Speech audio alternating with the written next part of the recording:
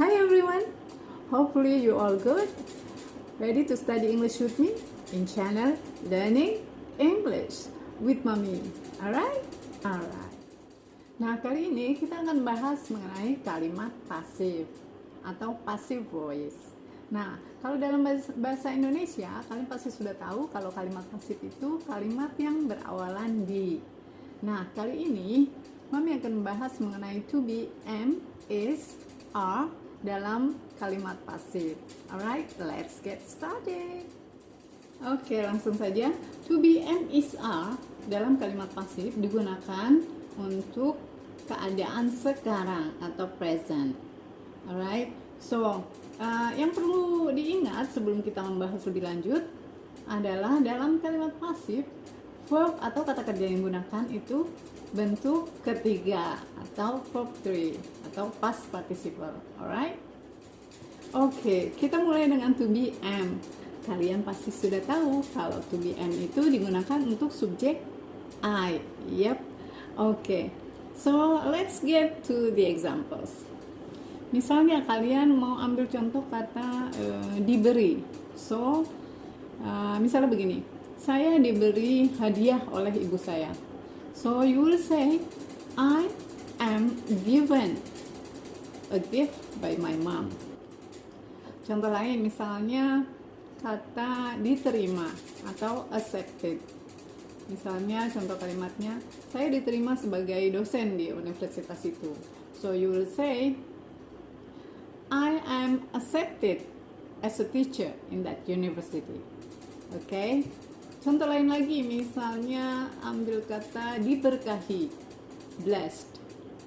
Misalnya kalian mau bilang, saya merasa diberkahi mempunyai anak perempuan seperti kamu. So you will say, I am so blessed to have you as my daughter. Alright? Oke, lanjut ke to be is. Nah, to be is ini digunakan untuk subjek apa aja? Nah, ini pasti kalian sudah tahu.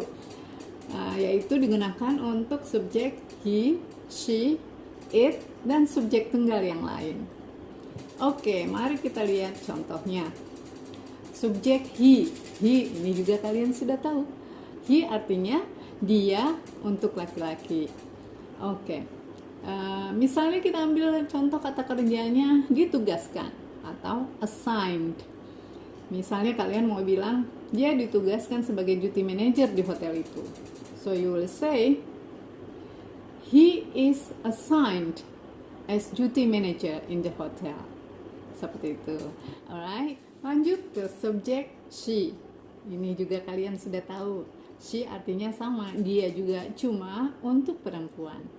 Oke, kita ambil contoh kata kerjanya dibebani atau burdened. Misalnya kalian mau bilang dia dibebani atau merasa terbebani oleh hutang-hutangnya. So you will say, she is so burdened by her debts. Seperti itu. Alright, so next kita lanjut ke subjek it. Ini juga kalian sudah tahu pasti. It itu kata ganti untuk benda. Misalnya kita ambil contoh kata kerjanya ditarik. Oke, misalnya kalian mau bilang mobil itu, tapi kita ganti it ya ini. Mobil itu ditarik oleh mobil derek atau truk derek. So you will say, it is pulled by tow truck. Seperti itu. Alright, bisa dipahami ya? Oke, kita masuk tahapan yang terakhir yaitu to be are. Ini kalian juga pasti sudah tahu. To be are digunakan untuk subjek, yep, you, we, they, dan subjek jamak yang lain. Alright. Nah, sebelum kita bahas lebih lanjut, sebenarnya untuk passive voice ini sangat gampang kalau kita sudah paham mengenai verb. Perubahan dari verb 1, verb 2, and verb 3 atau past participle. Alright. Oke, kita masuk dengan subjek you. Misalnya kita ambil kata kerjanya itu apa ya, dihitung. Misalnya kamu kalau mau bilang kamu dihitung sebagai anggota kelompok ini, so you will say you are counted as a member of a team. Nah, seperti itu. Oke. Lanjut dengan subjek we. Misalnya kita ambil contoh kata kerjanya diciptakan atau created.